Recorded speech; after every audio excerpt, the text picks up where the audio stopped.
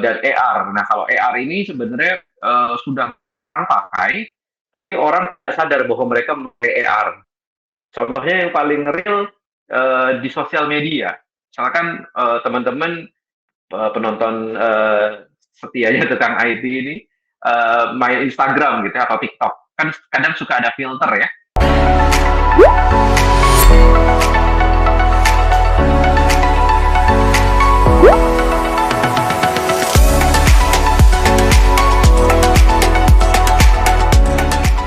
Halo semua, hari ini saya bersama Antovani Reza, CEO Silversea Media Indonesia. Silversea ini adalah perusahaan yang bergerak di bidang immersive media atau immersive teknologi.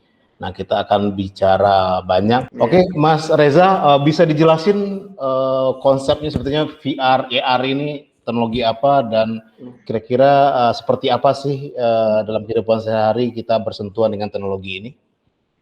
Ya, terima kasih Mas Budi. Jadi tadi sempat disinggung ya teknologi imersif gitu. Jadi kalau tadi kita ngomong soal teknologi imersif, mungkin ini keyword yang belum banyak familiar di Indonesia gitu ya.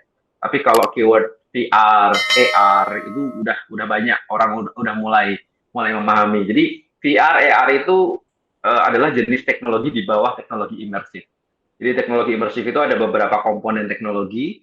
Yang paling populer itu virtual reality karena dia pakai headset gitu ya dan banyak dipakai di game-game juga.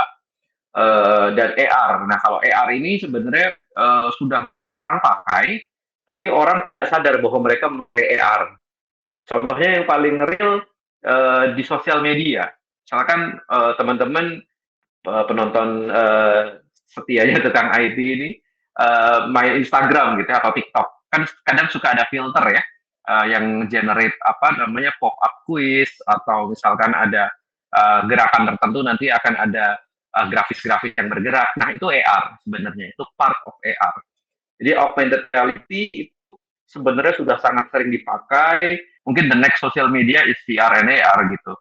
Jadi apa namanya, mungkin kalau kita ngomongin sekarang belum begitu ramai, tapi saya yakin lah dalam 5-10 tahun ini akan jadi sesuatu yang populer sekali. Kira-kira apa yang menjadi tantangan dalam implementasi AR dan VR ini saat ini, Reza? Oke, jadi VR dan AR itu kan membutuhkan grafis yang sangat tinggi ya, beberapa hal gitu. Kalau kita mau sesuatu yang real, yang bagus banget tuh grafisnya tinggi. Nah, isu yang paling sering terjadi itu adalah soal bandwidth atau apa namanya kecepatan internet. Jadi ketika loading grafisnya gitu di internet agak lemot, jadi orang udah ilfil duluan lah. Mungkin bayangannya sama kayak kita dulu, Mas. Kita dulu buka Yahoo zaman dulu misalkan, atau buka internet Ya, zaman dulu harus dialing dulu gitu kan. Logiknya hampir sama, analoginya hampir sama. Nah, tapi nanti ketika 5G sudah diterapkan, ini akan membuka berbagai macam hal, terutama dalam VR dan AR, karena orang dengan VR dan AR itu bisa menciptakan yang namanya universe atau alam semestanya sendiri. Dan itu menarik sekali kalau kita bisa explore. Ya kayak orang bikin game lah ya, ada mau dibuat ada dinosaurusnya, ada apa segala macam itu bisa gitu. Nah, tantangan terbesar itu satu bandwidth, dua yang paling memang semua teknologi di awal pasti mahal mas. Ya kayak handphone aja kan awal-awal handphone ada kan pasti mahal gitu, tidak semua orang bisa pakai. Tapi makin ke sini makin banyak orang mengadopsi, maka itu akan jadi sesuatu yang affordable. Nah, saya juga yakin tuh VR AR itu nanti akan jadi sesuatu hal yang sangat tren handphone gitu ya atau internet pada umumnya gitu. Dan itu bisa bermanfaat bagi banyak orang. Jadi nggak salah lah kalau orang menggadang-gadang ini jadi sesuatu yang akan ditunggu-tunggu ketika 5G nanti mulai efektif berlaku gitu ya di seluruh dunia. nah selain budget ya, itu kan juga ada soal waktu persiapan ya. Betul, Itu betul. bagaimana pengalaman Silversea dalam menghandle salah satu klien gitu yang terkait dengan Ya, persiapan waktunya? betul. Jadi memang dalam hal teknologi imersif gitu ya, kita restriksinya dua kan, limitasi waktu dan limitasi budget gitu. Semakin kita diburu-buru, maka kreativitas kan tidak bisa di generate dengan lebih baik gitu kan. Jadi kita memang ada limitasi-limitasi gitu. Tapi yang namanya kreativitas juga kita juga bisa menyesuaikan. Misalkan contoh terakhir kami kerjasama dengan UI gitu ya. UI mau ngadain wisuda virtual. Nah, waktu itu persiapannya itu less than 2 bulan karena birokrasi kan cukup lumayan rigid ya di universitas, apalagi sekali ber-UI gitu. Jadi kita untuk mensiasatinya, biasanya kita bisa buat yang namanya aplikasi, atau misalkan kita buat objek yang lebih sophisticated. Akhirnya kita usulkan ke UI untuk pakai filter Instagram. Jadi wisuda virtualnya pakai filter Instagram gitu. Jadi orang seolah-olah pakai toga dengan warna fakultasnya masing-masing, terus rektornya memindahkan tali toganya. Filternya kira-kira seperti itulah. Jadi benar-benar pakai AR ya? Ini pakai AR berarti ya? Full AR, jadi full pakai AR.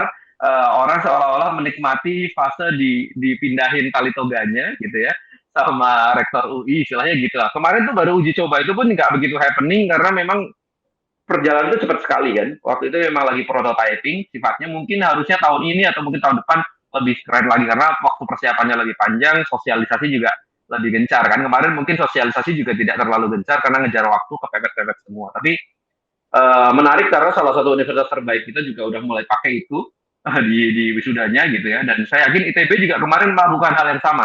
Tapi mereka punya spare waktu yang lebih panjang, akhirnya mereka pakai aplikasi kalau nggak salah.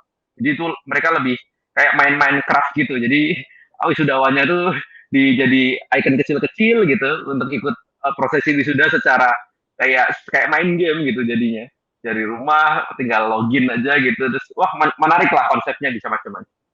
Cara kerja AR ini gimana, Reza? Itu kan perlu ada trigger ya, trigger point ya. Betul. Jadi AR itu kalau VR kan butuh pakai headset tuh atau pakai device lah ya. Kalau VR, kalau AR biasanya di-trigger oleh ada yang namanya trigger point. Jadi biasanya pakai kamera. Jadi misalkan contoh pakai muka gitu kan, kalau filter kan tiba-tiba ada hidung anjing atau telinga anjing, telinga kelinci gitu kan. Nah, dia men-trigger muka objeknya untuk dikasih ornamen-ornamen virtual, misalkan kayak make up-nya jadi lebih cantik kan, kalau di filter kan gitu kan ya. Atau kalau lebih tua atau jadi cewek atau jadi cowok gitu, dan dia men-trigger muka gitu. Rata-rata sekarang masih di face ya, karena behavior digital kita masih heavy di selfie, Mas. Masih heavy di kamera depan. Jadi memang lebih ke situ. Nanti tapi kita udah mulai tahu kayak kemarin prank AR PS5, pernah dengar nggak Mas Budi? Oh iya. Kan? Nah itu kan pakai AR itu juga. Jadi tiba-tiba semua orang terima PS5 ya. Iya, seolah-olah kayak istri ngeprank suami gitu ya. Sayang ini udah dibeliin PS5 di rumah, suaminya udah seneng banget, ternyata di prank sama istrinya. Jadi kayak gitu-gitu. Itu AR juga, tapi itu dia trigger pakai ngedorong objeknya. Jadi dia nggak pakai trigger point, tapi dia nge-push project virtual ke space kosong. Jadi misalkan kayak meja kosong gitu ya, kita taruh PS5 virtual AR-nya di situ. Jadi seolah-olah ada PS5 di atas meja. Gitu, jadi bisa dijadikan semacam gimmick buat brand, buat campaign tertentu. Betul. Jadi memang beberapa brand udah mulai pakai, Mas. Beberapa brand bahkan di global terutama itu adopsinya cepat sekali.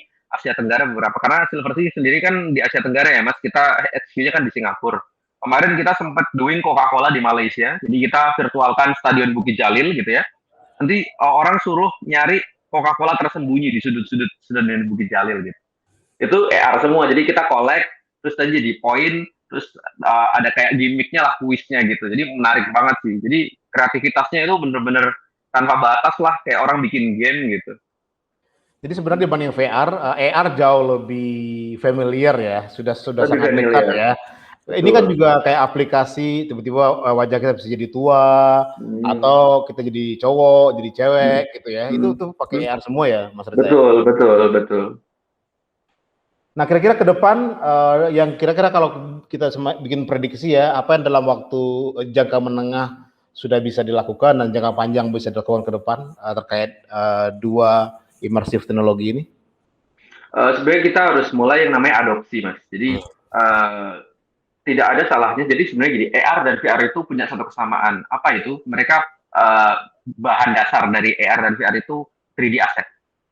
Jadi misalkan brand atau pelaku usaha better udah mulai memikirkan nggak cuma aset-aset digital yang sifatnya 2 dimensi kayak foto atau grafis gitu ya, tapi mulai membuat aset-aset yang bentuknya 3D.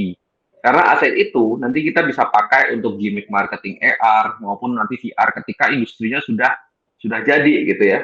Nah, beberapa brand atau beberapa bisnis juga udah mulai ini sih apa namanya eksperimen mas. Jadi apa namanya kalau di apa ya kalau nggak salah di Unilever kalau nggak salah. Jadi di Unilever itu mereka bahkan punya apa namanya virtual store gitu. Untuk mereka simulasi orang belanja produk Unilever di supermarket virtual misalkan. Mereka udah buat itu di R&D-nya gitu. Jadi banyak yang sebenarnya udah melakukan ini, cuman memang belum populer. Harapannya dalam 5-10 tahun ke depan, kan ini teknologi juga berkembang terus ya mas, pelakunya juga, ya intinya kreativitas manusia kan berkembang terus, better udah mulai investasi lah gampangnya gitu ya. Udah mulai bikin eksperimen, terus testing gitu, karena dengan seperti itu akan jadi pioneer nih leadingnya. Saya kira di Indonesia belum ada yang leading banget gitu soal AR dan VR. Jadi I think ini masih terbuka kesempatan buat siapapun untuk claim sebagai apa ya the leading brand yang memang pakai teknologi ini sih. Kalau saat ini sih kayaknya yang strong banget belum ada. Konser-konser musik harusnya bisa memanfaatkan ini ya di masa pandemi seperti sekarang. Betul, betul. Jadi kalau ada satu perusahaan VR AR yang khusus ngerjain konser di Amerika namanya One Wave, itu bisa dicek. Itu mereka itu memvirtualkan konser-konsernya John Legend, terus Tinashe, terus beberapa apa artis-artis terkenal semua itu. Dan itu menarik, kayak orang pakai CGI shoot tahu nggak mas, yang buat film Iron Man itu. Ya. Jadi si John itu dia di studionya ada tuh di kayak kalau di YouTube itu bisa dicek tuh One Wave John Legend Concert gitu. Jadi itu virtual concert full. Jadi John Legend-nya itu kayak di kecil gitu di pinggir kiri gitu ya fisiknya. Terus nanti yang layar besarnya itu John Legend virtual jadi avatar gitu.